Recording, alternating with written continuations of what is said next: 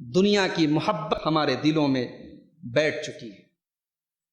آخرت کا کوئی احساس نہیں، قیامت کا کوئی ڈر نہیں، اللہ کی بارگاہ میں جواب دہی کا کوئی احساس نہیں۔ آج کا مسلمان اپنی زندگی کے شب و روز دنیا کی فکر میں گزارتا ہے۔ رات میں بستر پہ سوتا ہے تو دنیا کی فکر لے کے سوتا ہے، صبح کو اٹھتا ہے تو دنیا کے لیے اٹھتا ہے۔ اس کی زندگی دنیا دنیا اور صرف دنیا کے لیے۔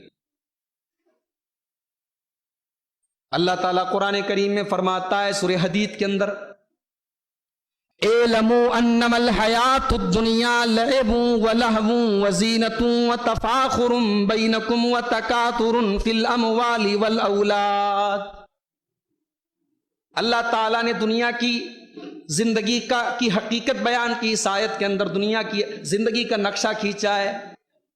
فرمایا میرے بندو اعلموا، تم جان لو، انما الحیات الدنیا لعب، کہ دنیا کی زندگی تو ایک کھیل ہے، ولہو ایک تماشا ہے، وزینۃ ایک زینت ہے، رہتا ہے۔ اس کی زندگی کا کوئی مشن نہیں ہے، کوئی مقصد نہیں، وہ کھیلتا رہتا ہے۔ اللہ نے سب سے پہلے کھیل کا لفظ استعمال کیا، اعلموا انما الحیات الدنیا لعب، دنیا کی زندگی کھیل ہے۔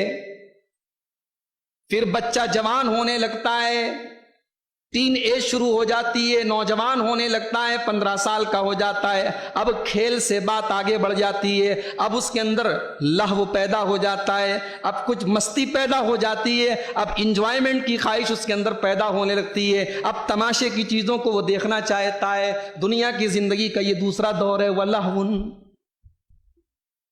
پھر اللہ فرماتا ہے وَزِینَةٌ، پھر تیسرا دور انسان کی زندگی کا شروع ہوتا ہے، جب انسان 20 سال کا ہوتا ہے، 22 سال کا، 25 سال کا ہوتا ہے، تب اس کی ساری توجہ زینت پر ہوتی ہے۔ اچھا کپڑا پہن لوں، اچھا میک اپ کر لیا جائے، اچھے بالوں کو اچھا اسٹائل دے دیا جائے، خوبصورت ہو جایا جائے، انسان کی ساری توجہ اپنی زینت پر ہو جاتی ہے۔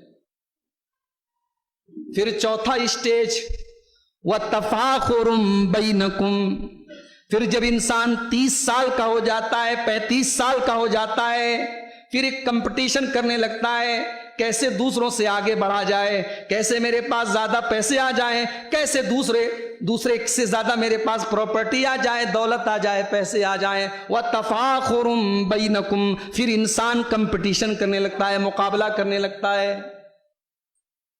پھر پانچواں دور وَتَكَاثُرٌ فِي الْأَمْوَالِ وَالْأَوْلَادِ، پھر جوانی ختم ہو جاتی ہے، انسان بڑھاپے کی حدود میں داخل ہو جاتا ہے، اس کے بیٹوں کے بیٹے ہو جاتے ہیں، اس کی بیٹیوں کے بیٹے ہو جاتے ہیں، پوتے والا ہو جاتا ہے، نواسے والا ہو جاتا ہے۔ اب مال بھی زیادہ ہے، اولاد بھی زیادہ ہے، اب یہی تمنا ہے کہ اولاد اور خاندان کتنا بڑا ہو جائے، مال کتنا زیادہ ہو جائے، یہ انسان کی زندگی کی تمنا اور آرزو ہوتی ہے۔ اللہ تعالیٰ نے 5 چیزوں میں پوری انسانی زندگی کا نقشہ کھینچ دیا۔ اس کے بعد فرمایا کَمَثَلِ غَيْثٍ أَعْجَبَ الْكُفَّارَ نَبَاتُهُ، میرے بندو یہ دنیا کی زندگی تو کھیتی کی طرح ہے۔ جیسے کسان زمین کے اندر اپنی کھیتی کو بوتا ہے تو کھیتی جب ہری بھری ہوتی ہے تو بڑی اچھی لگتی ہے، دیکھ کر کے بڑی خوبصورت لگتی ہے۔ ثم یہیج فتراہ مصفرا، پھر ایک ایسا دور آتا ہے کہ وہی کھیتی زرد ہو جاتی ہے، وہ پیڑ وہ پودے پیلے ہو جاتے ہیں، وہ زرد ہو جاتے ہیں، وہ پک جاتے ہیں۔ ثم یکون حطاما، پھر ایک دن ایسا آتا ہے کہ کسان اپنے پیڑوں کو، اپنی کھیتی کو کاٹ کر کے گھر لے کے چلا جاتا ہے۔ اللہ نے انسان کی جوانی کو ہرے پودوں سے تشبیہ دی ہے، ہرے پودے بڑے اچھے لگتے ہیں، انسان کی جوانی بڑی اچھی لگتی ہے۔ پھر انسان جب بوڑھا ہو جاتا ہے، جیسے پیڑ پیلا ہو جاتا ہے، پک جاتا ہے، انسان بھی پک جاتا ہے۔ ثم یکون حطاما، اور جس طریقے سے کھیتی ایک دن کاٹ دی جاتی ہے، انسان بھی موت کے ذریعے کاٹ دیا جاتا ہے اور قبر کے اندر پہنچ جاتا ہے، دنیا سے چلا جاتا ہے۔ یہ ہے انسان کی زندگی کے دور۔ 4 دن کی دنیا کی زندگی کے پیچھے انسان بھاگا جا رہا ہے۔ دنیا کا نہ غم پرماننٹ ہے، نہ دنیا کی خوشی پرماننٹ۔ بل توثرون الحیات الدنیا والآخرۃ خیر وابقی، میرے بندو تم دنیا کی زندگی کو ترجیح دیتے ہو، تم دنیا کی زندگی کو پراتھمکتا دیتے ہو، تم دنیا کی زندگی کو اوپر رکھتے ہو، والآخرۃ خیر وابقی، اور آخرت کو تم نیچے رکھتے ہو، جبکہ آخرت تو زیادہ بہتر ہے، آخرت زیادہ باقی رہنے والی ہے۔ قرآن نے تو یہ کہا تھا دنیا کو ترجیح دیتے ہو، مگر افسوس آج ہم دنیا کو ترجیح نہیں دیتے، بلکہ دنیا ہی کو ہم نے سب کچھ سمجھ رکھا ہے، آج آخرت ہماری زندگی کے مقصد میں بھی شامل نہیں ہے۔ ہم ذلیل کیوں نہ ہوں، ہم رسوا کیوں نہ ہوں کہ آج ہم نے اپنی زندگی کا مقصد درہم اور دینار کو جمع کرنا، دولت اور روپیہ اور پیسہ کو جمع کرنا اور دنیا کو بہتر سے بہتر بنانا رکھا ہے، آخرت ہماری زندگی کے پروگرام میں شامل نہیں ہے میرے ساتھ۔ آئیے ایک حدیث پاک آپ کو سناتا ہوں، بڑی پیاری حدیث ہے، اور ایسا لگتا ہے کہ پیارے نبی صلی اللہ علیہ وسلم نے حالات، اس وقت کے جو امت کے حالات ہیں، مسلمانوں کے جو حالات ہیں، ان کو سامنے رکھ کر کے یہ بات ارشاد فرمائی۔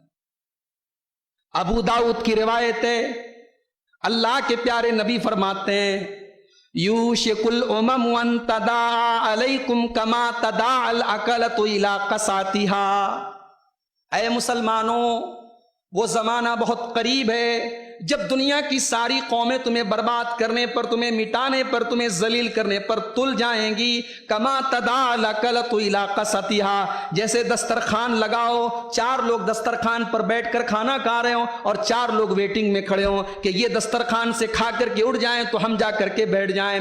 اے مسلمانوں تمہیں برباد کرنے کے لیے دنیا کی ساری قومیں نمبر لگائیں گی، باری باری سے تمہیں لوٹیں گی،